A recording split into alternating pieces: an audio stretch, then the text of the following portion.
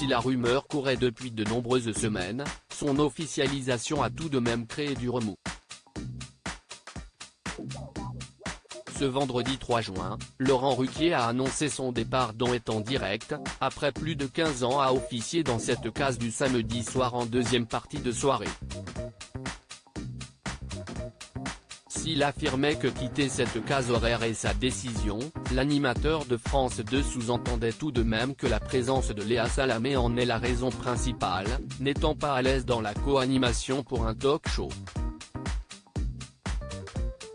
J'ai essayé, mais malgré mon entente naturelle avec Léa Salamé, je considère l'exercice trop frustrant, détaillait-il. Une dernière phrase qui intrigue. Selon certains observateurs, l'entente entre Léa Salamé et Laurent Ruquier serait loin d'être au beau fixe. Les deux animateurs de France 2 seraient même brouillés. En cause, leur manière de travailler qui ne serait pas compatible.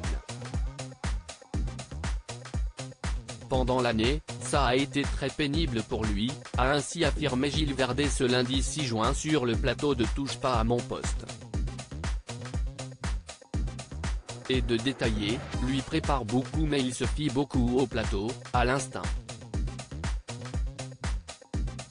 Et elle travaille à l'oreillette.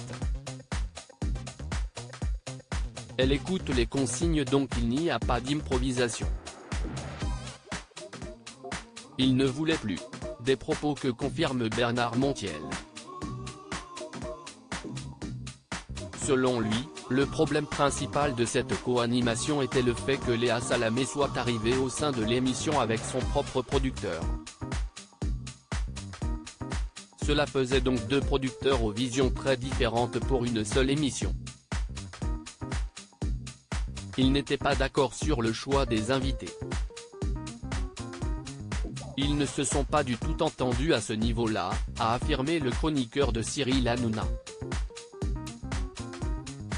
Deux visions qui ont donc eu raison de ce binôme. Il n'a aucun problème avec Léa Salamé, mais si est-il vrai que si est-il deux façons de travailler qui sont diamétralement opposées, remarquait il y a peu le compagnon de Laurent Ruquier, Hugo Manos. Les débuts compliqués de Léa Salamé et Laurent Ruquier et si est-il vrai que dès le début de leur collaboration, il y avait eu quelques étincelles entre Léa Salamé et celui qui lui avait donné sa chance dans On n'est pas couché.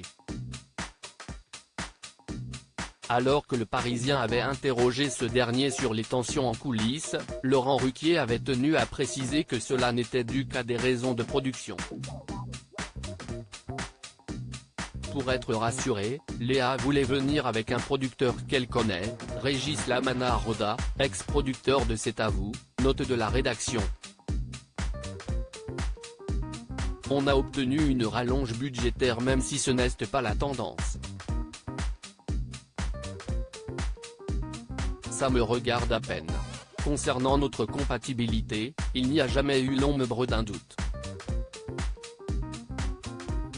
La meilleure période dont n'est pas couché, c'était avec elle, lançait-il.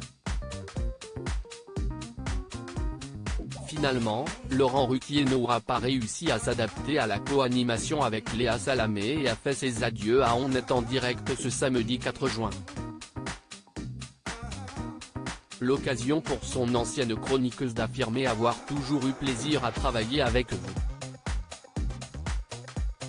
Vous allez me manquer.